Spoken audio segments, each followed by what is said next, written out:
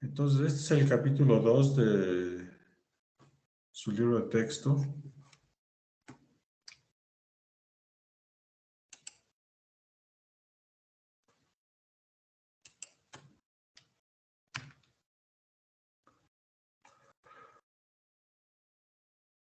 Bueno, la neurona, como dice aquí, es la unidad, la célula eh, fisiológicamente fundamental del sistema nervioso y básicamente lo que va a hacer es manejar información.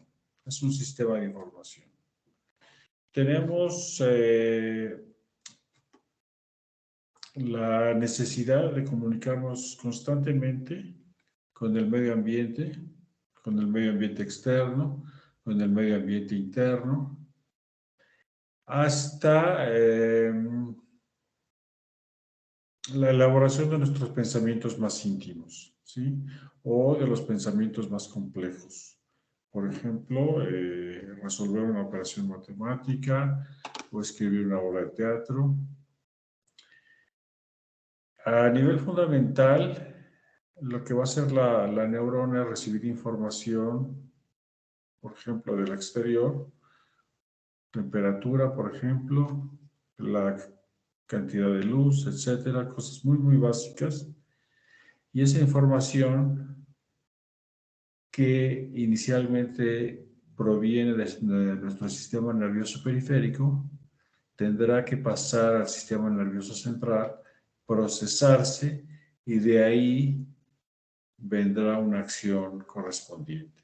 La acción correspondiente puede ser totalmente consciente, por ejemplo, mover la mano, salir corriendo, prender la televisión o apagarla, en fin, pero también puede ser totalmente inconsciente. Por ejemplo, regular su presión arterial, su ritmo respiratorio, el peristaltismo intestinal, etcétera, ¿sí? La temperatura de su cuerpo, en fin.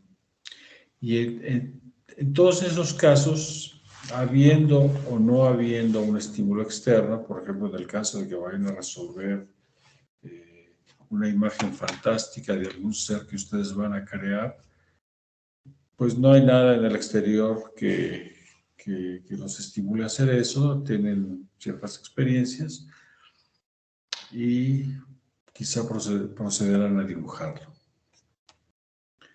Entonces, una neurona responde a los estímulos internos, a los estímulos externos y también responde a la estimulación de otras neuronas dentro de nuestro sistema nervioso.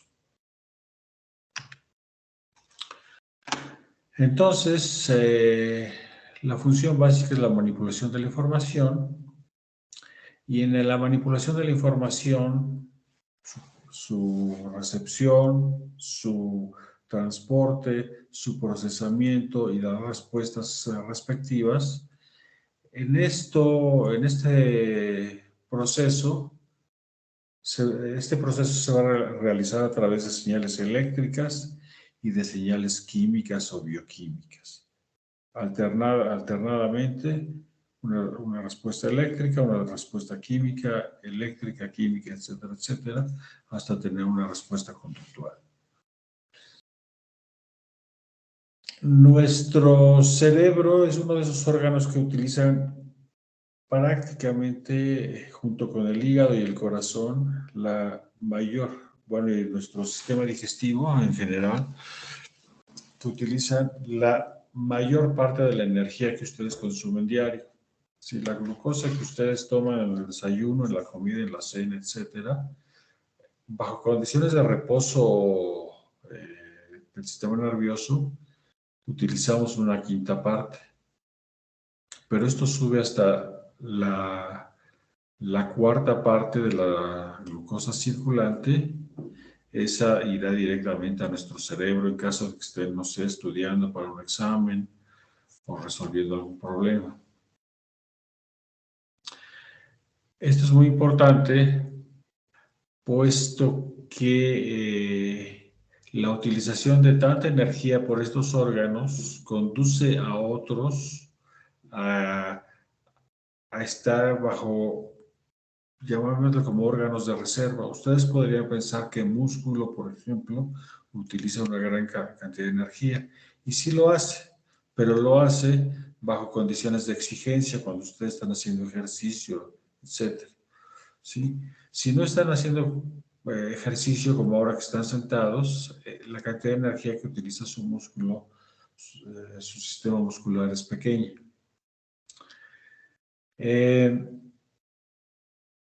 Esto se puede ver durante el desarrollo, ¿sí? Sobre todo en aquellas personas que de alguna manera sufren de privación nutricional. Lo que biológicamente lo que el organismo trata de conservar siempre son los órganos fundamentales. Ustedes pueden pasar la vida sin brazos y sin piernas, pero no pueden pasar la vida sin cerebro, sin corazón, sin sistema gastrointestinal, sin hígado, por ejemplo. Y de tal manera que durante el desarrollo y bajo condiciones de deprivación energética proteica, lo poco que les llega a esos sujetos se irá a los órganos principales a expensas del sistema musculoesquelético.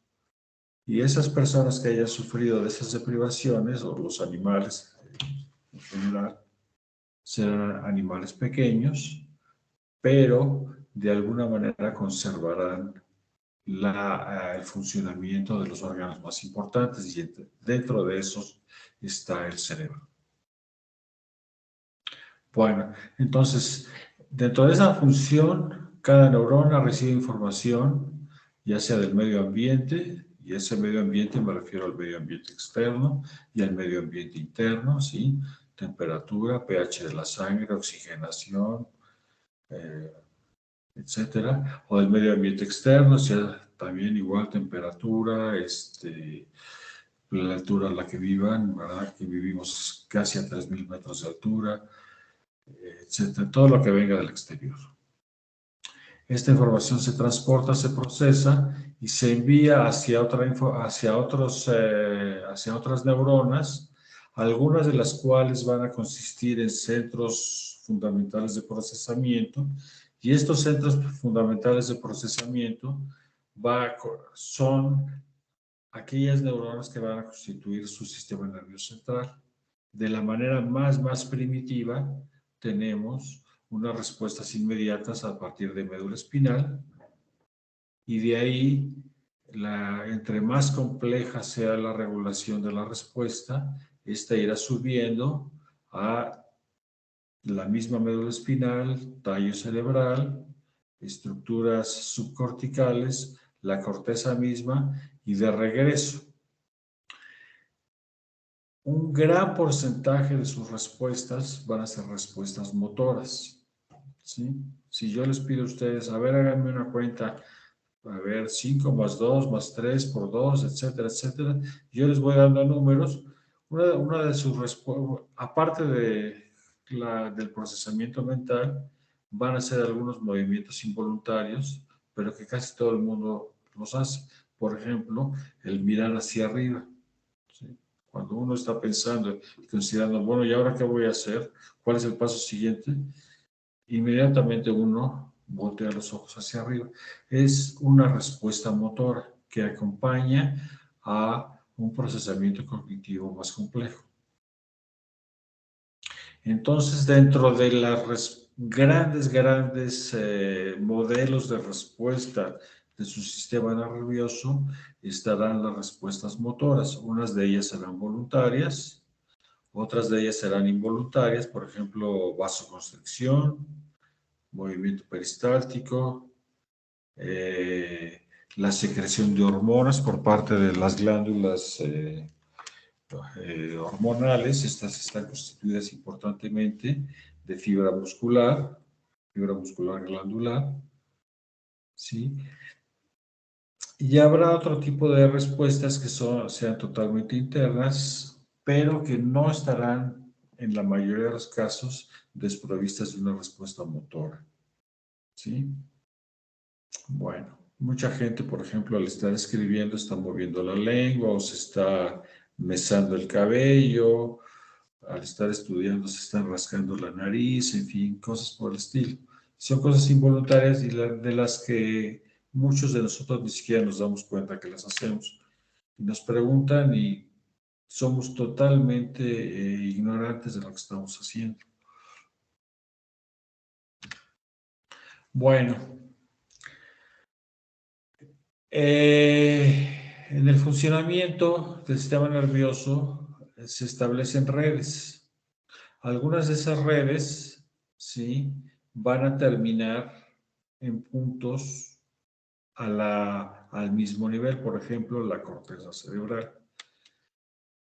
Sin embargo, terminando en la corteza cerebral no significa que terminen en las mismas regiones de la corteza cerebral. Pero, por ejemplo, vean a esta primera entrada de información en X4 y envía la información a todas estas células del segundo nivel, tercer nivel y un cuarto nivel superior. Si seguimos las líneas, estas inicialmente divergen, ¿sí? Divergen, y de los puntos en los que van a hacer contacto, finalmente la información va a convergir, aunque no venga necesariamente toda ella de este punto inicial, puede venir de varios puntos iniciales simultáneos, ¿sí?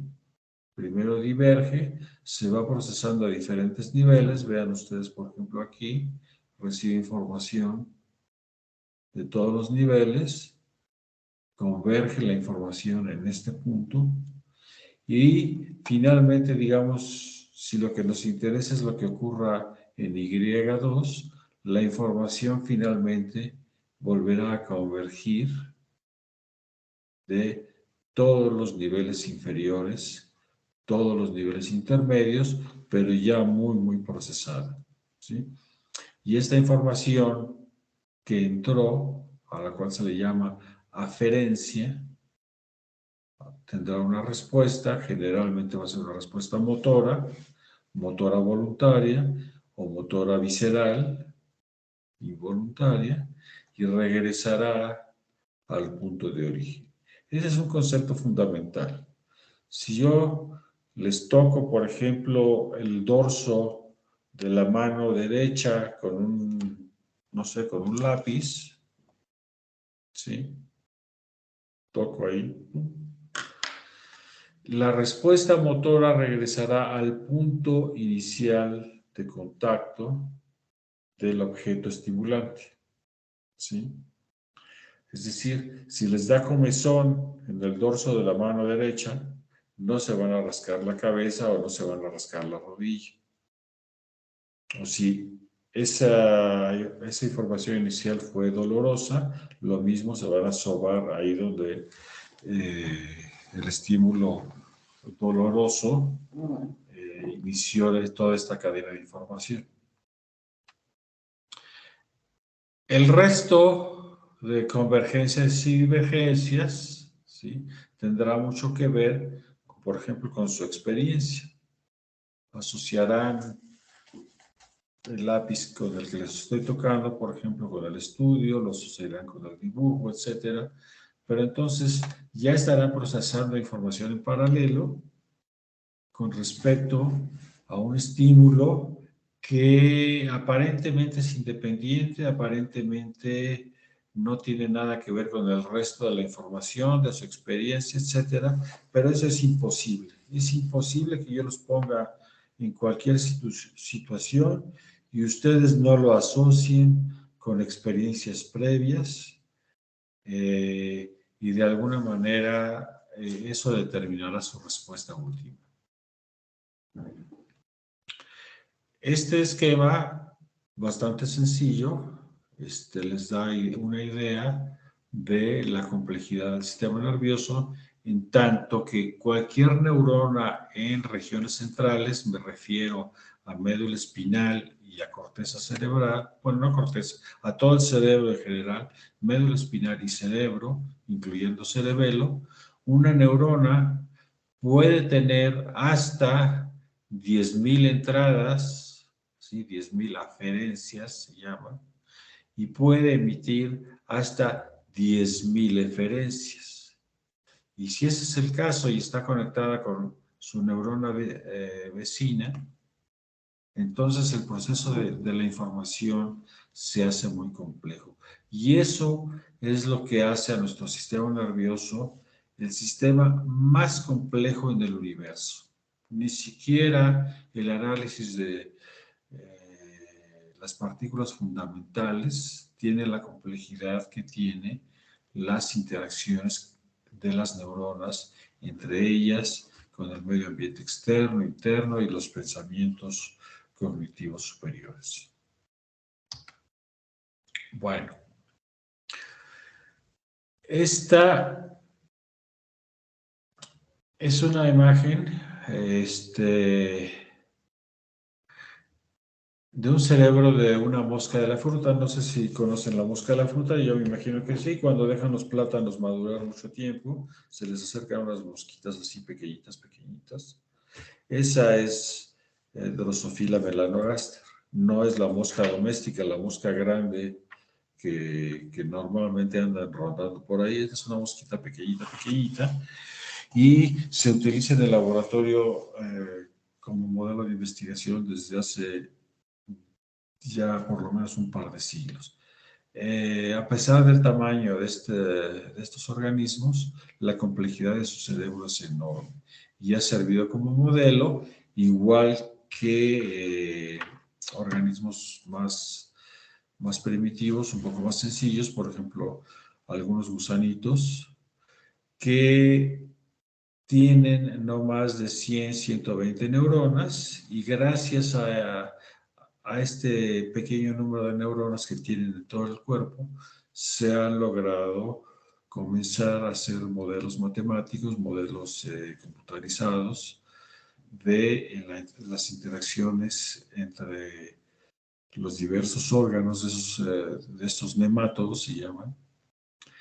El nombre es Cenorhabditis elegans.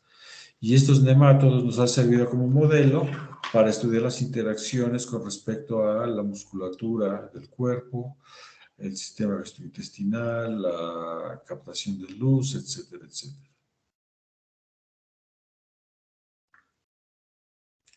Y independientemente del nivel de organización, hay una combinación de información eléctrica e información química. En este procesamiento combinado eléctrico-químico, lo que ocurre a nivel eléctrico, en términos, por ejemplo, de frecuencia, ¿sí?, corresponde muy bien en términos de la frecuencia de liberación de sustancias químicas y de su reconocimiento, ¿sí? A trenes muy rápidos de alta frecuencia de eléctrica corresponden también trenes muy altos, muy rápidos, de liberación de sustancias químicas y por lo tanto de reconocimiento químico.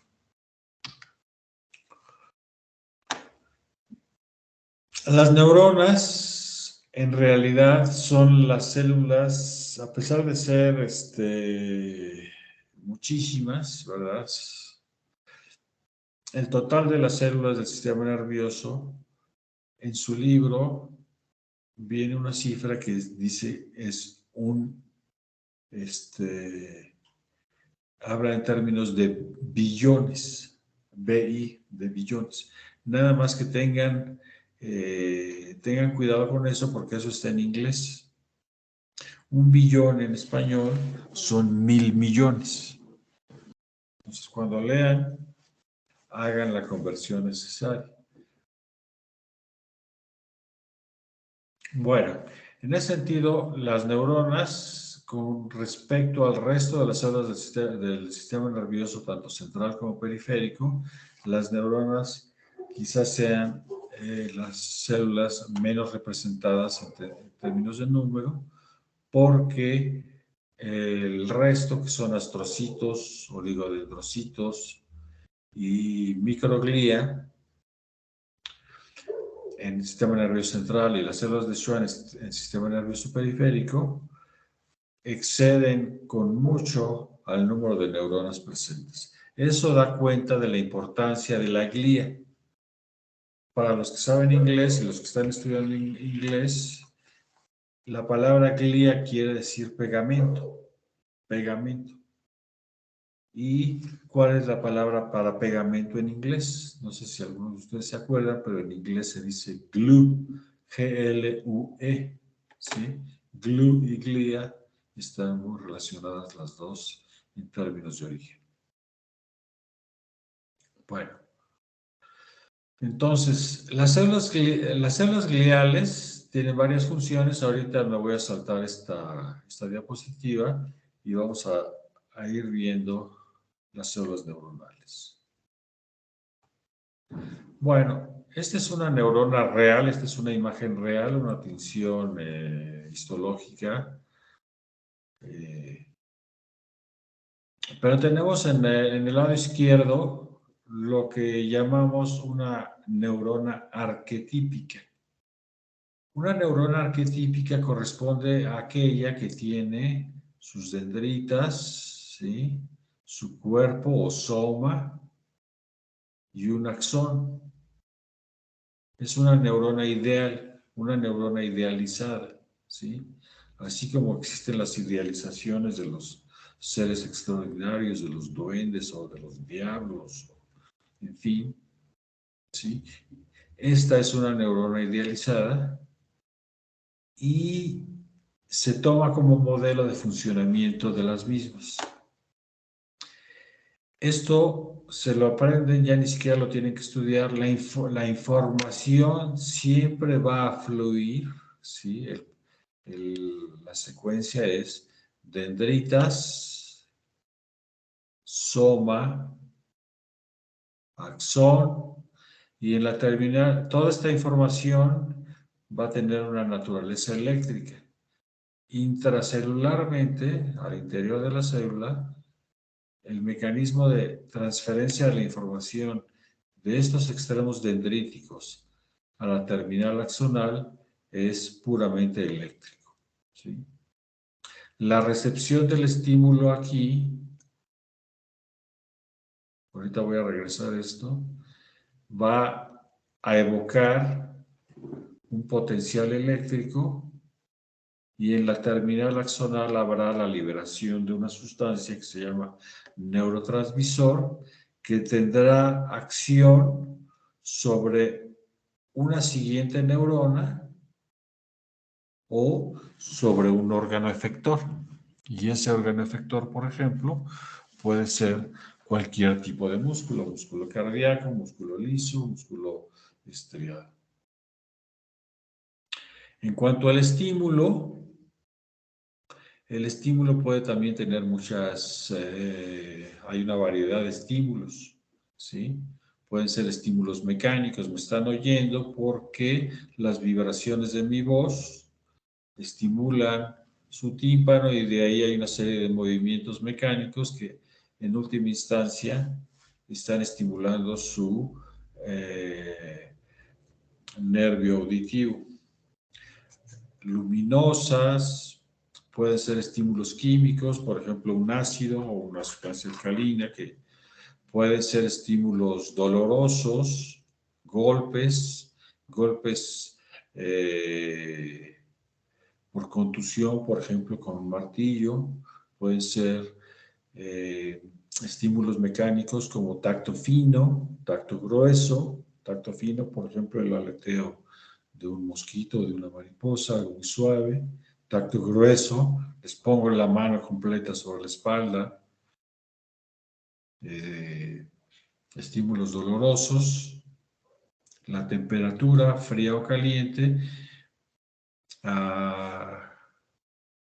no sé, 35, 40 grados es agradable, pero ya más allá de 60, 70 se convierte en doloroso, quema, ¿sí? 80, 90 ya es quema. Y lo mismo si la temperatura es extremadamente fría, pasa de una percepción de temperatura a a una percepción de dolor.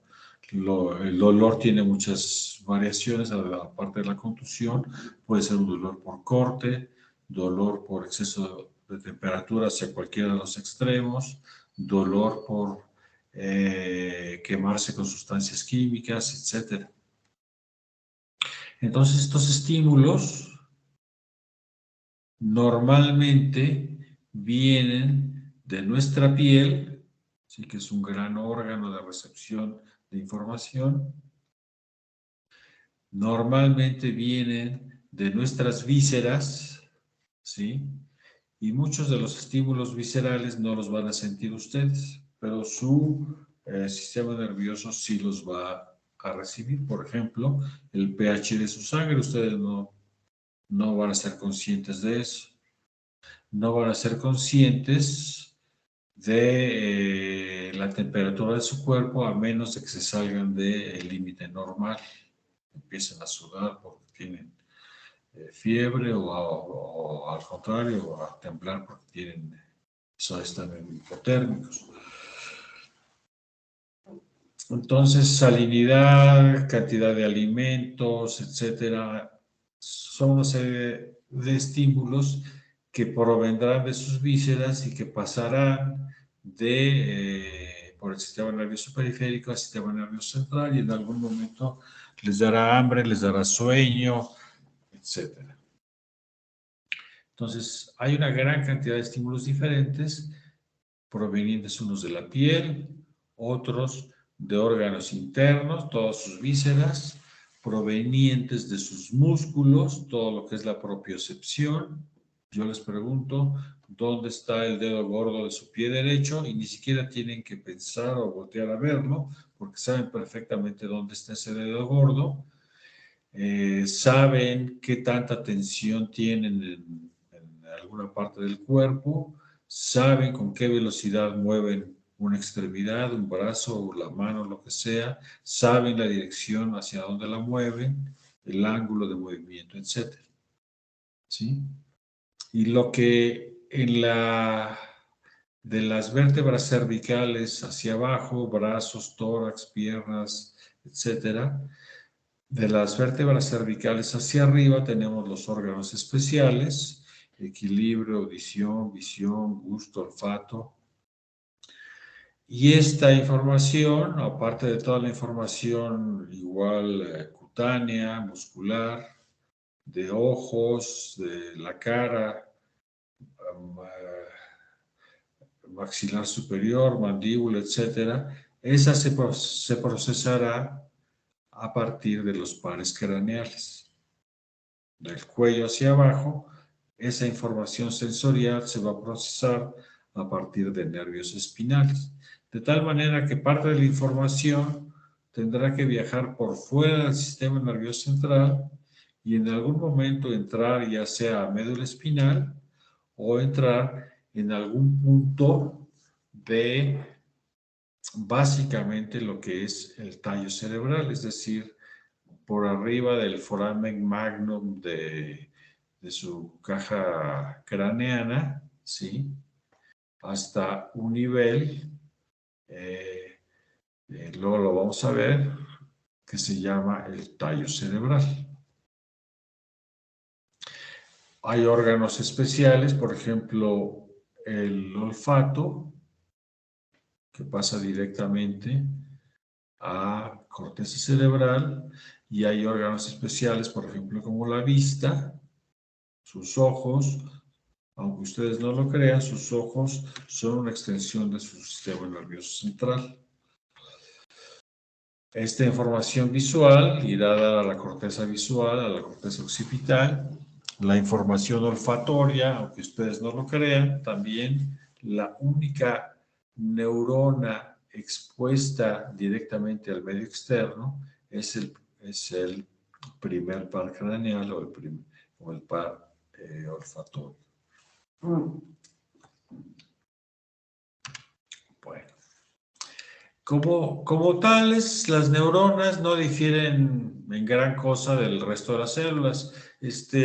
¿Ya llevaron biología celular o la van a llevar?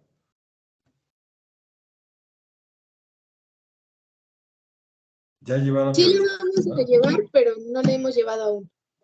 Todavía no la llevan, la van a llevar. Sí.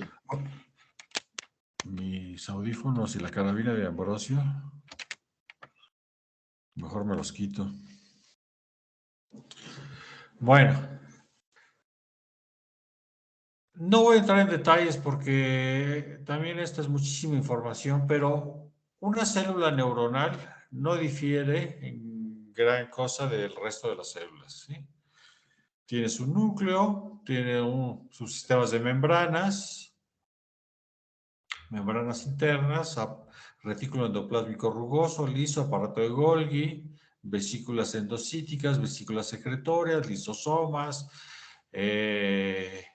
unas organelos membranos especiales que tienen un origen diferente, que son las mitocondrias, por ejemplo, también tienen, ¿sí?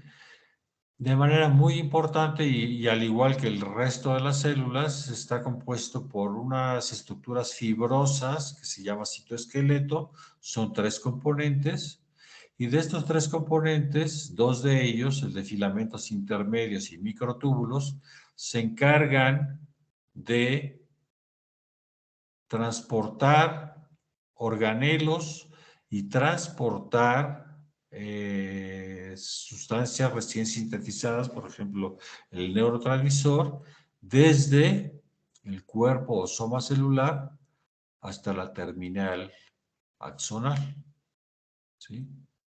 Entonces, existe un transporte activo aquí a partir de filamentos intermedios y microtúbulos, desde el cuerpo de la neurona hasta los extremos e incluyendo también a las dendritas.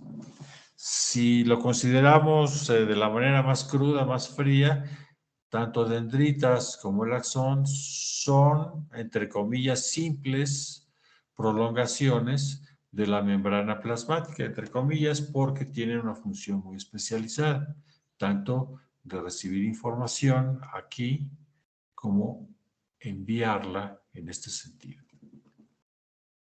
Bueno, entonces, esos organelos, retículo endoplásmico, sobre todo, ribosomas, mitocondrias, también están distribuidos en dendritas y en el axón. Muchas veces las neuronas es una porción mínima, perdón, de las neuronas la porción mínima es el cuerpo celular. Imagínense ustedes su nervio ciático. Su nervio ciático parte de la parte baja de la columna vertebral y finalmente va a inervar hasta la punta de los dedos de sus pies. En los sujetos más altos, esto puede significar hasta, por ejemplo, en un jugador de básquetbol de esos de la NBA, puede significar hasta 1,5 metros de largo, nada más del axón. ¿Sí? De tal manera que en términos de volumen celular, el axón puede ser fundamentalmente la parte más importante, no importante, sino el volumen mayor de las células. ¿Sí? Estas neuronas se van a dividir de acuerdo a su morfología, básicamente en 3 tipos. A ver, más adelante.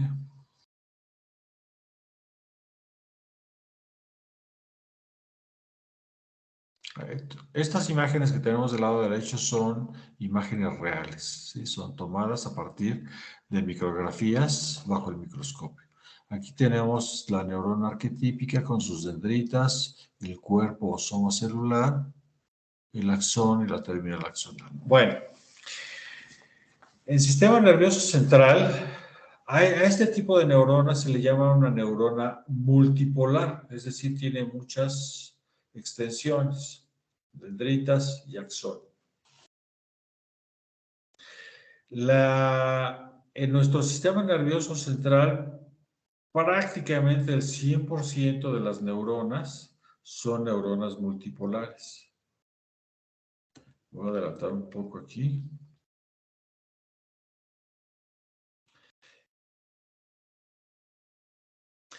Y aunque tienen diferentes formas, dependiendo de la región en la que se localicen, normalmente las dendritas forman un árbol muy, muy conspicuo, se llaman arborizaciones dendríticas, que vean que pueden ser diferentes. Esta, por ejemplo, que es una célula de Purkinje, presente en cerebelo, muy conspicua en cerebelo, ¿sí? Si ustedes le dan la vuelta, ven aquí en la pantalla, vean mi mano, le vamos dando vuelta y en tercera dimensión, en uno de sus lados es absolutamente plana y sin embargo tiene un árbol dendrítico extremadamente extenso, ¿sí? Estas otras forman árboles dendríticos más voluminosos y normalmente, ¿sí? Esto es casi una regla, solo hay un axón. El axón puede tener diferentes diámetros, diferentes longitudes, pero en términos de proyección del axón, en términos de la extensión del axón, tenemos neuronas de proyección, ¿sí? Unas neuronas de proyección, por ejemplo, tenemos presentes en la corteza cerebral que envían el axón en lo que se llama la vía córtico-espinal, y en este nombre, córtico-espinal, nos da en la convención del nombre, nos da el sitio de inicio y el sitio de finalización, es decir, comienza en la corteza y termina en médula espinal. De este tracto córtico-espinal, el axón que parte de su corteza cerebral hasta, por ejemplo, la parte baja de la médula espinal, puede tener también en las personas más altas unos 80, unos 90 centímetros y quizás hasta 1 metro de largo nada más ese axón. Si ese axón a su vez está conectado con una motoneurona que constituye al nervio ciático, entre esas dos neuronas, la neurona de proyección que viene de la corteza y la neurona de proyección que viene de la parte baja de nuestra médula espinal y que va a dar a la punta de los dedos, ¿sí? El axón va a constituir el volumen mayor de esa célula. Consideren que esto, fíjense las escalas, 100 micras, las más grandes, 500 micras esta, pero 500 micras es medio milímetro. Y sin embargo, este axón está teniendo hasta casi 1 metro de largo y por lo tanto a esas proyecciones tan largas, a estas neuronas reciben el nombre de neuronas de proyección. Estas proyecciones, pues estas de las que les hablo hasta del tracto córtico-espinal, están entre las más largas, pero hay proyecciones, por ejemplo, del lado derecho al lado izquierdo del cerebro. Hay proyecciones dentro de un mismo lado del cerebro, de la corteza cerebral, ¿sí? A regiones vecinas. Y de aquí vamos hasta las neuronas más pequeñas, y siempre, siempre, siempre las neuronas más pequeñas se van a llamar células o neuronas granulares. Y estamos hablando de tamaños no mayores de 20 micras en todo el volumen de la neurona. Todas las neuronas tendrán un solo axón y este axón de estas neuronas tan pequeñitas va a contactar células vecinas, inmediatamente vecinas. A estas neuronas de pequeñitas de contacto local se les conoce como interneuronas y juegan un papel crucial en la regulación de complejos neuronales que reciben diferentes nombres, ¿sí? Estas regulaciones pueden ser por acción positiva o por acción negativa. Muchas veces las acciones negativas juegan, es decir, las inhibiciones, juegan un papel fundamental en el resultado último de la actividad neuronal. ¿Sí? Si voy a caminar, necesito inhibir unos músculos para que otros se contraigan. ¿Sí? Si unos quedan relajados, no excitados, otros pueden contraerse y entonces alternadamente voy ejerciendo la marcha. Yo no le digo a mis compañeros, ¿verdad? Cuando llego al trabajo, oye, pero qué mal te ves hoy, ¿verdad? Ni te peinaste, ni te lavaste la cara, esos zapatos que traes, ¿dónde los compraste? Para no comprarme yo unos porque están horribles. Uno no dice esas cosas, ¿verdad? Es una, no tan solo es una falta una falta de educación, sino que es una bestialidad realmente hablar así. Y entonces nuestras inhibiciones conductuales reflejan nuestras inhibiciones neuronales. Y actuamos en la vida con una gran cantidad de inhibiciones que son muy importantes. No vamos matando gente por el camino, ni arrancándoles un brazo, cosas por el estilo, ¿verdad? Acabaríamos en la cárcel o en una casa, ¿cómo se llama? En una clínica psiquiátrica. Entonces, tanto nuestra conducta como nuestras acciones imperceptibles a nivel central están dominadas fundamentalmente por las inhibiciones que permiten o no que las activaciones procedan y procedan de manera regulada. Y dentro de este rol, las interneuronas juegan un papel fundamental, que son, a su vez, la gran mayoría de las neuronas presentes. Simplemente para darles una idea, las células granulares de cerebelo, ¿se acuerdan? El cerebelo lo tienen colocado aquí atrás en la parte occipital, en la base del hueso occipital, eso es relativamente pequeño, pero la mitad de las neuronas de su cerebro son células granulares cerebelares. Nada más y nada menos que el 50% de lo que tienen en el cocolete lo tienen en cerebelo como células granulares. Bueno, todos los tenemos así. Entonces, los otros tipos de células, déjenme ver, porque esto yo pretendía presentarles. Aquí está.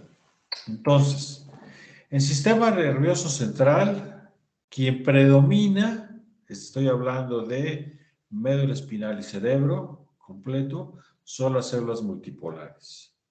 ¿Sí? Y quienes predominan como células sensoriales, es decir, las células que reciben diferentes estímulos sensoriales, ya sea del medio externo o del medio ambiente interno, tienen estas formas. ¿Sí? Por ejemplo, de su piel, ¿sí? De lo que son los estímulos cutáneos, tienen una neurona con su cuerpo neuronal, emite un proceso, ¿sí? Y de este proceso se emiten dos prolongaciones en sentido opuesto. En este caso, aquí en la base, tenemos el receptor sensorial, por ejemplo, en cualquier parte de su piel. Estamos recibiendo qué temperatura hace ahora, que si ya me molestó el asiento donde estoy sentado, tacto fino, tacto grueso, temperatura, calor, frío, nocicepción, es decir, cualquier tipo de estímulo doloroso. Se recibe la información a nivel de piel, esta corre por esta prolongación, ¿sí? Y en algún punto, esta este dendroaxón se les llega a llamar, entrará al sistema nervioso central, entrará a médula espinal y hará los contactos necesarios para enviar la información a niveles superiores. Pero fíjense ustedes en esto. Entonces tenemos esto a nivel de piel. Y la información que esta neurona procese es única. Es decir, esta neurona solamente va a procesar, por ejemplo, temperatura, y dentro de la temperatura que va a procesar, solamente temperatura cálida. ¿Sí? No va a procesar ni estímulos mecánicos, ni estímulos dolorosos, nada, es exclusiva. Entonces, el tipo de información sensorial siempre va a ser exclusiva del tipo de receptor que haya aquí. ¿Sí? Si fuera si estuviera respondiendo a un estímulo mecánico, por ejemplo, podría ser sensible al tacto grueso, ¿sí? Seguramente en algún momento han jugado a ese juego que ¿cuántos dedos tienes en la espalda? Y pueden tener 1, 2 o 3, y la espalda tiene muy poca sensibilidad al tacto fino, ¿sí? Al tacto discriminativo.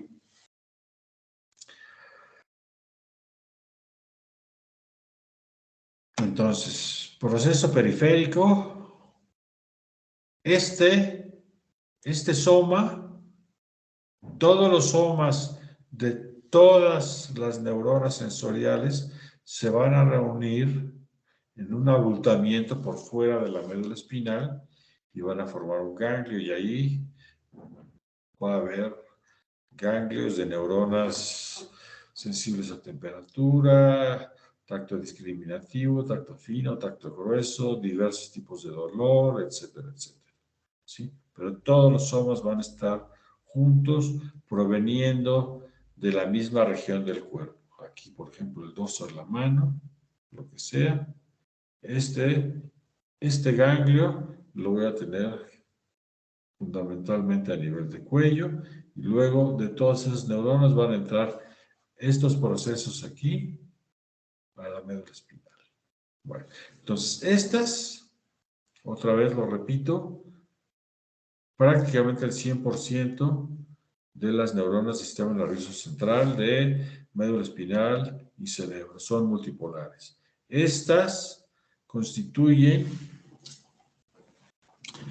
el tipo de neuronas que reciben estimulación cutánea y estimulación visceral. ¿Sí? Pero luego lo vamos a ver. Esta, como la célula bipolar, son de sentidos especiales. Por ejemplo, la vista. ¿Sí?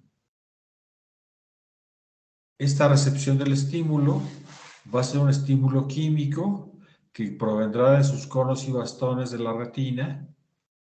Y finalmente, esta célula bipolar va a hacer contacto con su segundo par craneal, que es el nervio óptico. Y de aquí, de la base de la retina, partirán todas las neuronas de segundo orden que constituirán su nervio óptico. Y tenemos células como esta, como la unipolar, que constituyen, por ejemplo, el nervio olfatorio. Aquí estaría su placa cribosa, el hueso del cielo de la nariz, ¿sí? Con sus respectivas capas epiteliales, y esto estaría expuesto al medio externo con la mucosidad correspondiente. Aquí estaría la placa de su cráneo en la parte superior de la nariz, y esto haría contacto con la siguiente neurona que constituye el, ¿cómo se llama?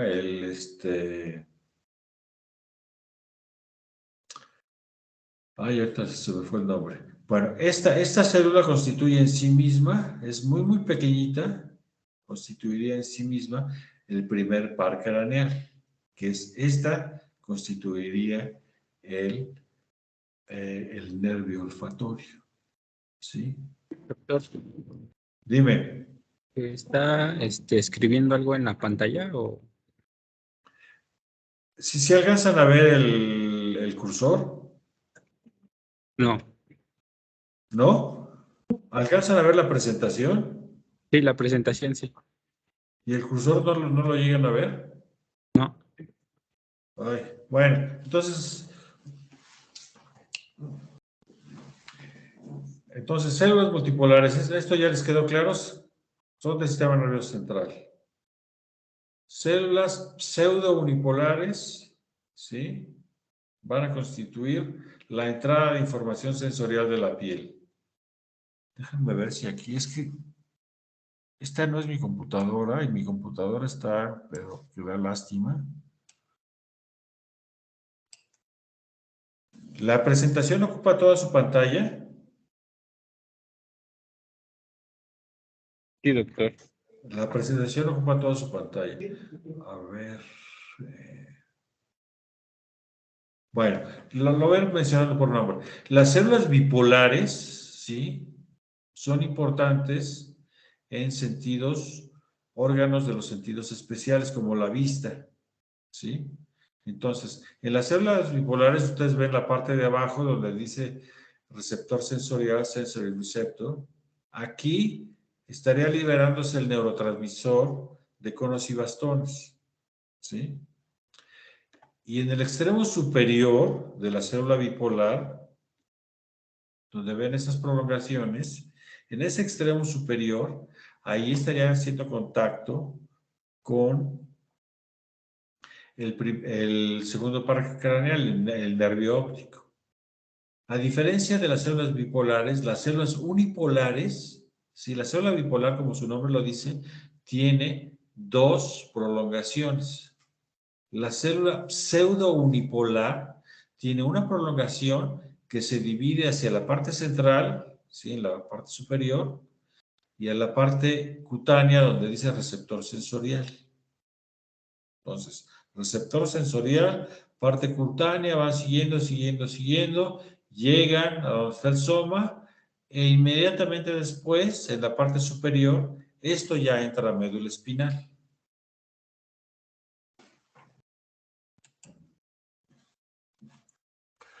Y finalmente la célula unipolar, por ejemplo, constituye en sí misma su nervio olfatorio. Y lo que ven abajo, esas prolongaciones, esas terminales, estarían recibiendo los estímulos olfatorios, que son estímulos químicos, se procesa, ven la prolongación que tiene cubierta de mielina, llega al cuerpo de la célula, aquí arriba donde dice unipolar, y aquí arriba donde dice unipolar haría contacto con las siguientes neuronas de lo que se llama el bulbo olfatorio. ¿Sí? Entonces, multipolares del sistema nervioso central, casi todas. Pseudo-unipolares de información visceral y cutánea. Bipolares, ¿sí? De sentidos especiales como la vista. Unipolares de sentidos especiales como el olfato.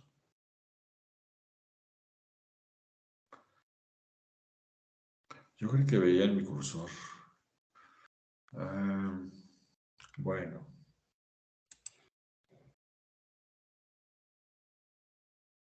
Entonces tenemos otra imagen de lo mismo.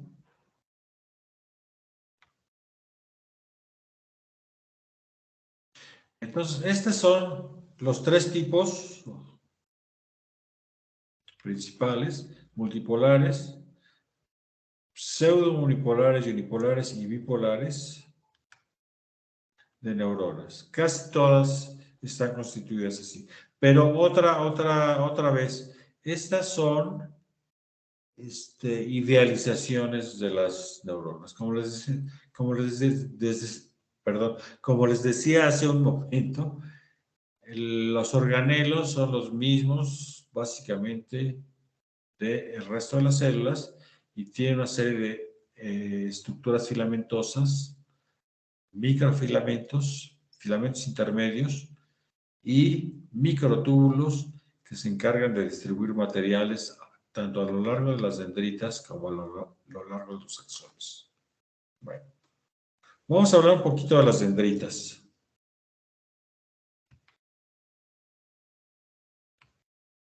Las dendritas son las encargadas de recibir la información, ya sea de un órgano efector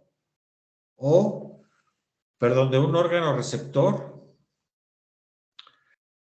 o de otra neurona. Entonces reciben información, pueden, como les decía hace rato, de diversos tipos. Si es de otra neurona, va a ser una información química.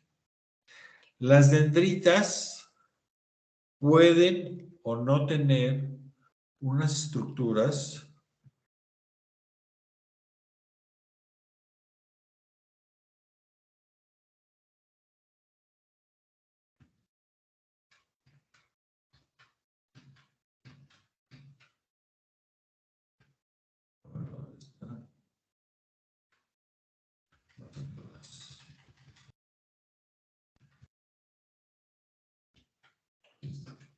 Las dendritas pueden o no tener estas pequeñas prolongaciones que se llaman espinas dendríticas.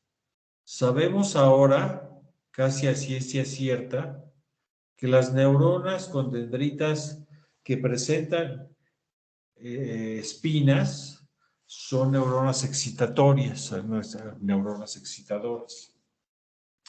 La característica de estas espinas es que reciben conexiones axonales de la neurona previa. Aquí se establecen contactos. Este sería el contacto presináptico, sería el elemento presináptico, y este sería el elemento postsináptico. A la unión entre una neurona pre y una neurona postsináptica se le llama la sinapsis. Son estructuras realmente muy, muy pequeñas y tienen la característica de que la presináptica, la terminal presináptica, este botón, liberará el neurotransmisor exclusivamente en este sitio. Y la neurona postsináptica exclusivamente en este sitio va a presentar unas moléculas que siempre son proteínas que se conocen como receptores. El neurotransmisor liberado va a actuar sobre el receptor y el receptor siempre, esto aprendan, se lo llevan a la tumba. El receptor siempre, siempre, siempre es el que va a determinar si la actividad es excitadora o es inhibidora, ¿sí? Hay algunos neurotransmisores como glutamato que son siempre, siempre excitadores. ¿Por qué? Porque su receptor va a evocar una respuesta excitatoria. Y hay otros que son siempre inhibidores como el GABA, el ácido gamma-aminobutírico, porque el receptor va a determinar que la actividad postsináptica sea inhibida. Pero casi de la mayoría, dependiendo del receptor, ¿sí?, va a ser o excitatoria o inhibidora. Por ejemplo, dopamina, por ejemplo, acetilcolina, ¿sí?, adrenalina, noradrenalina, etc. Es el receptor, en todos esos casos, el que va a determinar que el neurotransmisor induzca una activación o una inhibición. Bueno, el otro punto, entonces, la información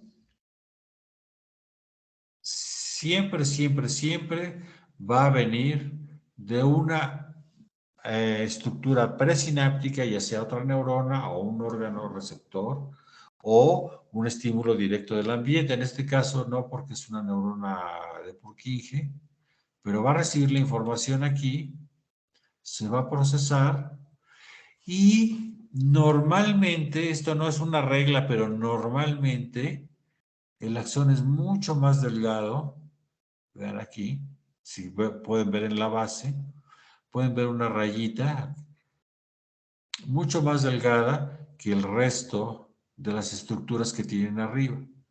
En la porción superior ven una dendrita gigantesca, es una dendrita primaria, Esa dendrita primaria se divide en dos y tienen dendritas secundarias, terciarias, etcétera, y alcanzan a ver ya en las dendritas más finas esas rugosidades que corresponden a las espinas dendríticas. Se plantea, y eso es también casi una certeza, que la base anatómica de la memoria y el aprendizaje son las espinas dendríticas. Entonces, ustedes están en la edad de tener familia, de tener niños, y seguramente han hablado de una cosa que se llama la estimulación temprana.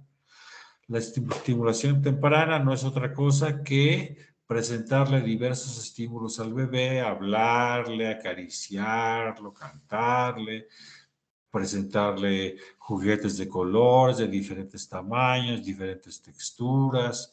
Toda esa estimulación temprana, el niño va a ir aprendiendo. Va a ir aprendiendo cómo reaccionan sus papás cuando lloran, ¿verdad? Cuando lloran y ahí vienen los dos corriendo a rescatarlo, que no le está pasando nada, pero el niño los está llamando y es una reacción normal entre los padres de tener esta atención, ¿sí? Aquellos niños que no tienen esta atención, este cuidado continuo en el que se les van enseñando cosas todo el tiempo mientras van creciendo. Por ejemplo, los niños de padres muy ocupados que llegaran a tener, no sé, un puesto en la central de abastos y que tienen ahí a 200 clientes encima y está el pobre bebé abajo metido en una caja de naranjas vacía, que nadie le hace caso, lo único que ve son piernas y gritos y unos olores no muy agradables.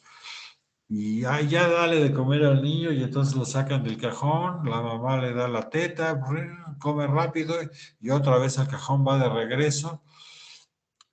La diferencia entre un niño y otro va a ser de aquí a la siguiente galaxia, ¿no? Entonces, un niño estimulado tendrá mayor número de conexiones, un mayor número de espinas dendríticas, también un mayor número de dendritas y por lo tanto este mayor número de contactos sinápticos determinará que la resolución de problemas tiene una reserva celular, una reserva anatómica mucho mayor que un pobre pequeño que se desarrolló en un ambiente deprivado culturalmente, en el que, por ejemplo, el lenguaje de la casa es muy reducido, en que todo se reduce a chale, ahí nos vemos, y 3 o 4 muletillas, donde jamás se lee, etcétera. Cada quien está metido en su teléfono celular y nadie conversa. Ese otro niño, en donde en su casa hay libros, hay juguetes, juegan con él, etcétera, etcétera. Finalmente le enseñan a cachar, a correr, a leer, etcétera. Pues obviamente que las oportunidades para uno y para otro van a ser completamente diferentes, ¿no? Estamos hablando de los extremos. Bueno, entonces, la base anatómica del aprendizaje y la memoria y de muchas de las capacidades de lo que en última instancia le vamos a llamar la inteligencia, es la formación de estos contactos sinápticos y estos contactos sinápticos se van a establecer vean aquí en el diagrama del lado izquierdo, en la parte pequeñita, tenemos el elemento presináptico, tiene, el que está hacia la porción central, tiene unas bolitas, estas representan vesículas, es decir, unas estructuras membranosas que contienen al neurotransmisor. El neurotransmisor siempre va a estar contenido en estructuras membranosas y se va a liberar al al espacio intersináptico con la llegada de una potencial de acción, es decir, de un cambio eléctrico en la membrana celular. Bueno.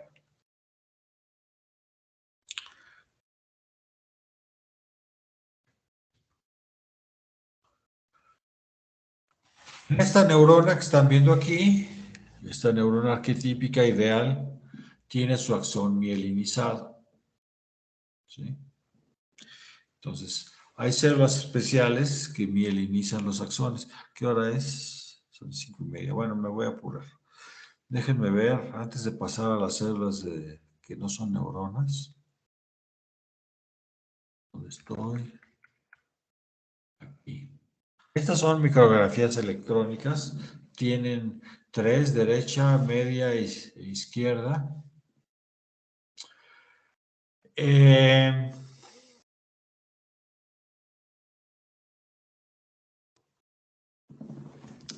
son cortes de dendritas. Lo que ustedes pueden ver en estas micrografías, en la que tienen del lado derecho, por ejemplo, tiene una flecha roja, está indicando la espina dendrítica. Pueden ver que tiene como una forma de pera. Esas flechas, esas cabezas de flecha, lo que están indicando es la membrana celular. Pero en esos puntos donde están las cabezas de flecha, ¿sí? Lo que está ocurriendo es que aumenta la densidad. Si ustedes siguen esa línea de lo que sería la membrana celular, en esos puntos pueden ver que está engrosada, ¿sí?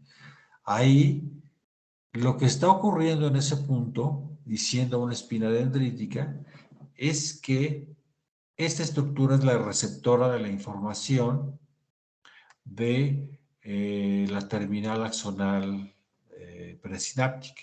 Y por lo tanto, esa mayor densidad corresponde a la maquinaria molecular de recepción del estímulo, incluyendo la gran concentración de receptores al neurotransmisor del que se trate. Donde termina la flecha roja, ¿sí? Un poquito hacia la izquierda, pero ahí tocando, eso es una mitocondria.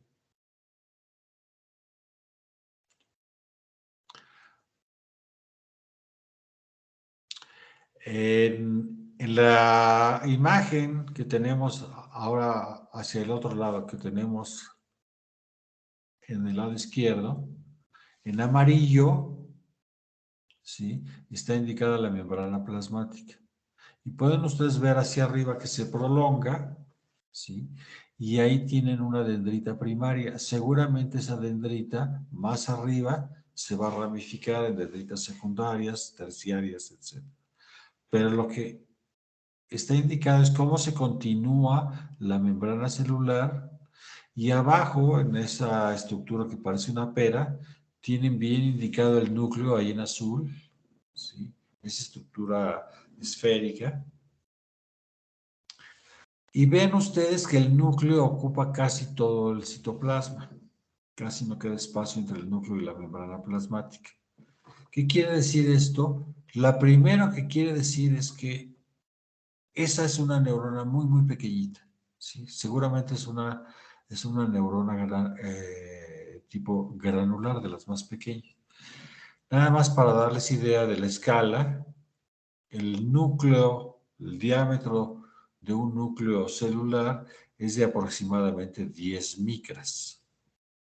Entonces, es un poquito más grande que el mismo, tendrá unas 13, 14, cuando mucho unas 15 micras de diámetro el cuerpo de la neurona y emite una dendrita hacia la parte superior. Bueno, la otra está un poco borrosa, no voy a entrar en ella. En la que tenemos del lado derecho, no tan solo tienen la espina dendrítica principal, esa grande, sino que también hacia la derecha y abajo tienen otra espina dendrítica y también indicado ahí una densidad postsináptica específica. ¿Qué quieren decir esas densidades? Que ahí está haciendo contacto con un elemento presináptico y ahí se estará liberando un neurotransmisor.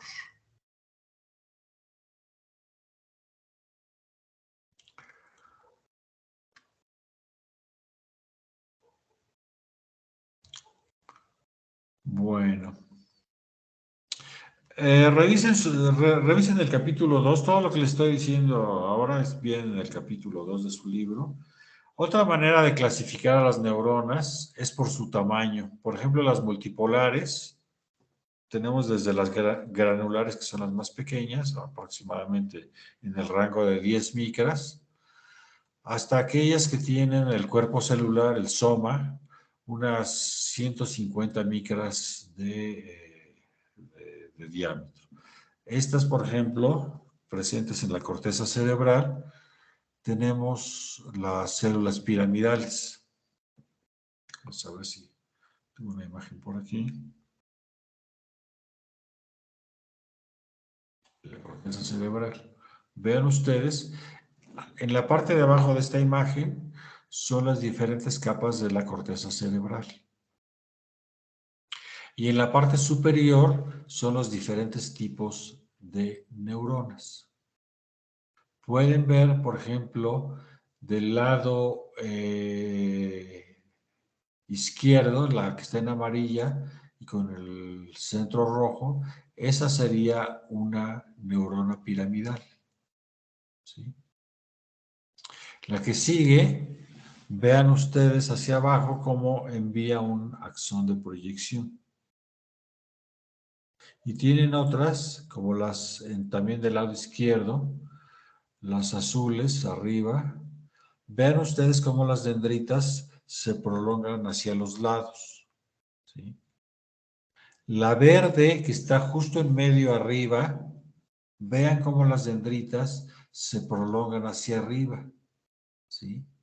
Y la verde, que está también en la primera línea del lado derecho, vean ustedes dos capas de dendritas.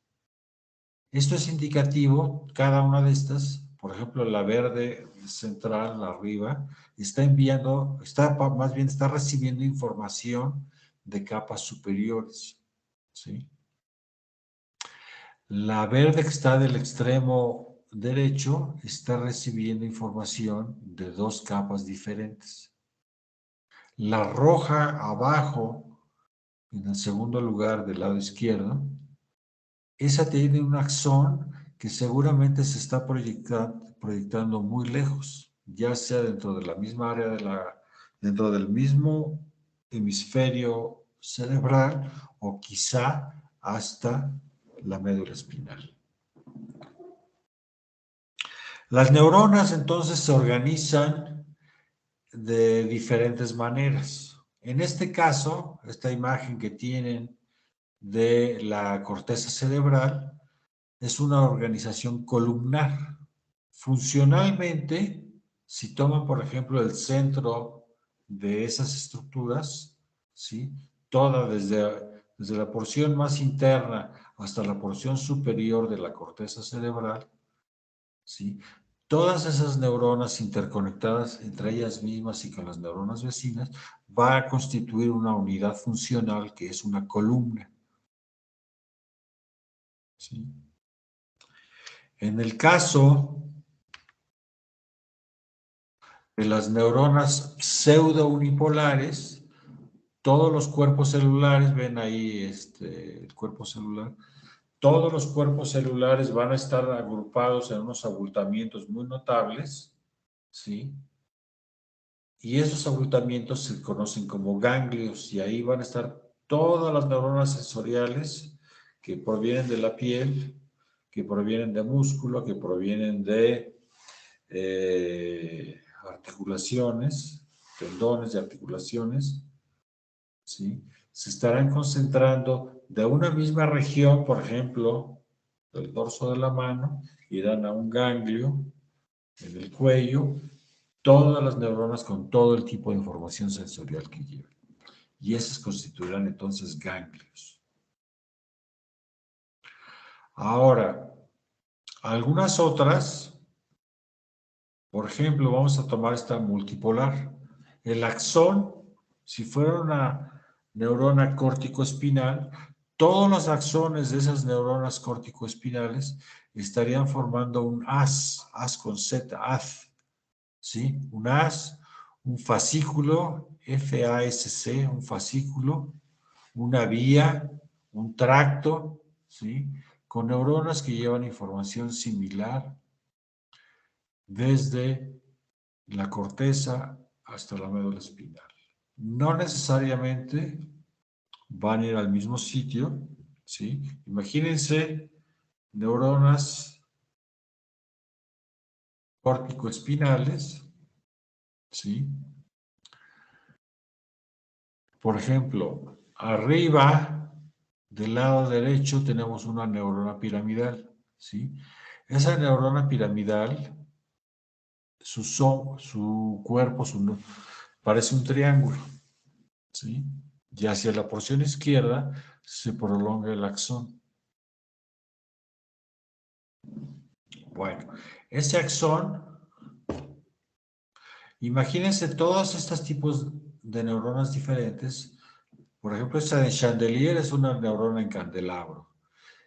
La siguiente, Basket, es una neurona en canasta, una neurona granular, una neurona ovalada, una neurona estelada o estrellada, una neurona piramidal. Los nombres originales están dados en español. Todos estos nombres originales los acuñó Santiago Ramón y Cajal en España, que fue a finales del siglo XIX y principios del XX, el grupo neurológico probablemente más importante del mundo. ¿Sí? Entonces, los nombres originales están acuñados por Santiago Ramón y Cajal. Esteladas, piramidales, en canasta, en candelabro, granulares, ovaladas. Bueno, las neuronas piramidales, ¿sí? Las más grandes, porque hay desde grandes, medianas y pequeñas, las más grandes son neuronas de proyección. Y todas estas neuronas, junto con estas otras representadas aquí, ¿sí? Formarían una organización en columnas, como ya les mencioné. Entonces, todas estas en diferentes capas, con estas van a formar columnas. Bueno. En otros puntos van a formar núcleos. En la misma corteza cerebral forman láminas o capas y hay diferentes formas de organización de las neuronas. Núcleos, columnas, estratos, láminas o capas, ganglios.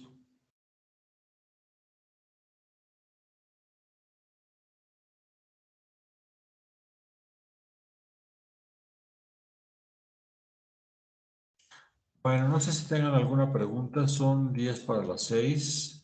Hemos visto, aquí viene una imagen más clara de la organización columnar de la corteza cerebral. Todos esos tipos celulares estarían organizados así y funcionalmente, ¿sí? Esta es la característica de la fisiología de la corteza cerebral.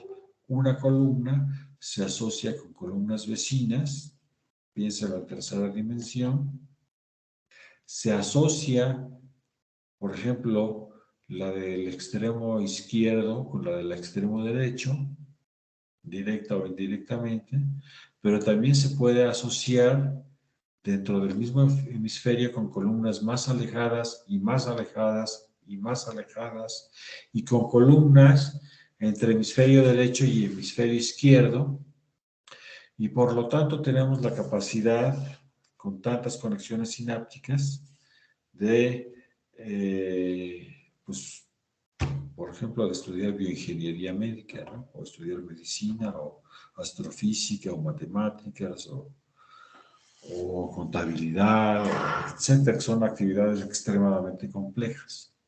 Pero es gracias a esta conectividad que podemos realizar. El grosor de una columna de la parte inferior y de toda la corteza cerebral, de la parte superior a la parte inferior, quizá no sea más grueso que la uña de su dedo gordo, ¿sí? Del grosor de la uña de su dedo gordo.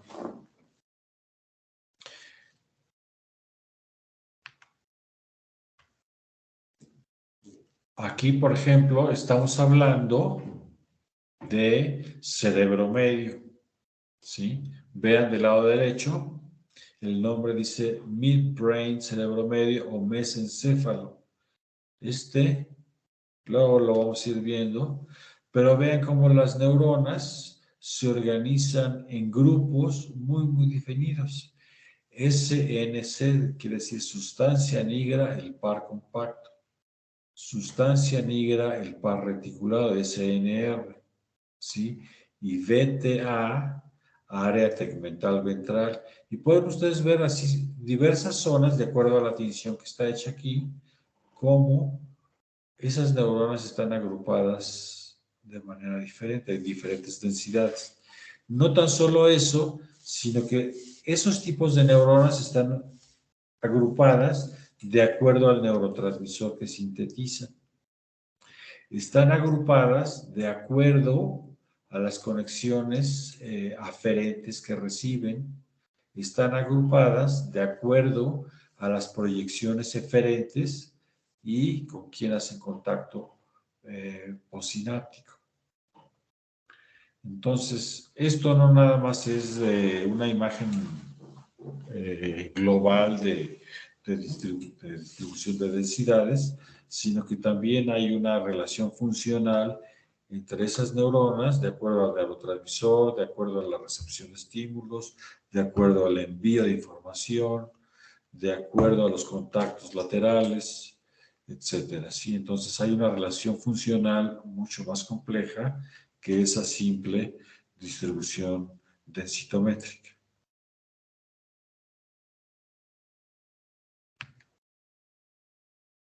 Aquí hay ejemplos de organización laminar, lo pueden ver claramente ahí en la corteza cerebral de rata.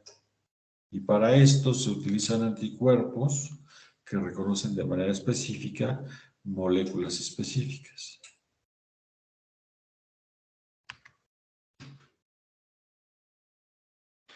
Bases neuronales, tractos fascículos. Por ejemplo, información de propiocepción, es decir, de conocimiento no consciente de la localización, velocidad de movimiento, ángulo de movimiento de mis músculos voluntarios, ¿sí? Propiocepción. Todas esas neuronas forman haces que van por zonas específicas de la columna vertebral. Son sensoriales y van hacia regiones ascendentes. Bueno, finalmente, no toda la conducción, ya para terminar con este capítulo, no toda la conducción es eléctrica química en el sentido en el que lo vimos. En el caso del corazón, las células musculares están conectadas unas a otras a través de pequeños espacios, ¿sí? Y esos pequeños espacios, que se llaman desmosomas, son proteínas como un pequeño barrilito. Vean aquí la imagen de mis puños. Pueden abrir o cerrar, ¿sí? Pero una célula aporta un barril y la célula vecina aporta otro barril. Toda la estructura se llama un desmosoma y abren y cierran en coordinación. Al abrir, tenemos una célula del lado izquierdo, una célula del lado derecho. Al abrir, permiten el paso de la corriente eléctrica sin impedimento. Y permiten el paso de pequeñas moléculas como ARN mensajero, por ejemplo, como calcio, etc. ¿Sí? Abren y cierran. Y también entonces existe conexiones eléctricas, célula-célula. Normalmente la conexión célula-célula en nosotros es química, a través del neurotransmisor. Y la conducción del impulso eléctrico se realizará a lo largo de esas prolongaciones axodendríticas o axonales a partir de los puntos de recepción de la información presináptica. Entonces, intracelularmente es eléctrica y termina con la liberación de neurotransmisor.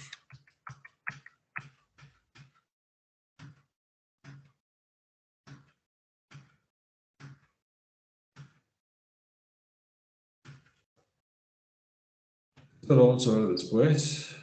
Simplemente ven ustedes aquí la reunión de los ganglios, de los somas de todas esas neuronas en cadenas por fuera de la médula espinal. Y esa última prolongación lo pueden ver en la imagen del lado derecho.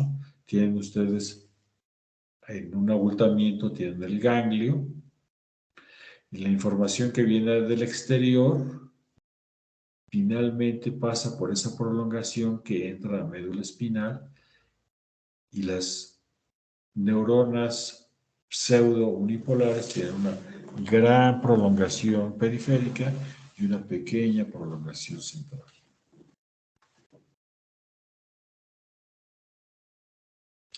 Ahí estarían las cadenas ganglionares por fuera de la médula espinal, y no tan solo corresponden a la piel, sino al conjunto de sus órganos, y ese conjunto de órganos que tienen, si lo piensan, ocupan tórax y cavidad abdominal. Hacia arriba de las glándulas, de la región cervical, aquí tendríamos el cuello. Hacia arriba de la región cervical tenemos los pares craneales, y lo mismo que ocurriría en porciones más inferiores está ocurriendo a nivel de cabeza, cara y cuello. Entrada y salida de información y formación de ganglios por fuera del sistema nervioso central. Bueno, muchachos, son las 6. Esta presentación la voy a subir. Todo esto que vimos, así de abuelo de pájaro, lo vamos a volver a ver paso por paso durante el curso. Ahora, la pregunta es, falta una sección de esta parte introductoria, que es las células gliales. ¿Quieren que se las dé mañana mismo?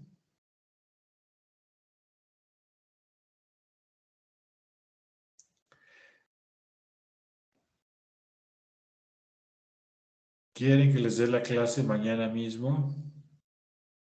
¿A qué hora sería, doctor? A la hora que ustedes quieran, en la tarde, en la mañana, antes de las 8 de la noche. O la pasamos para el viernes.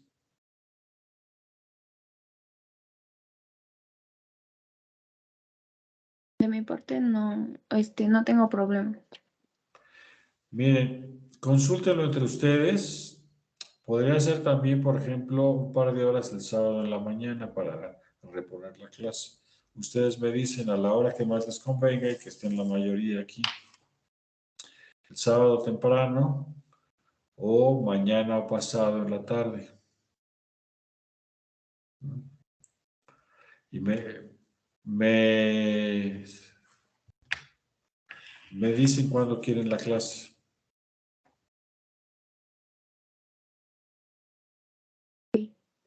Pues podemos hacer una encuesta entre nosotros y a más tardar hoy le enviamos una hora. Sí. Entonces, consúltelo ahí entre ustedes. Yo voy a dejar de grabar.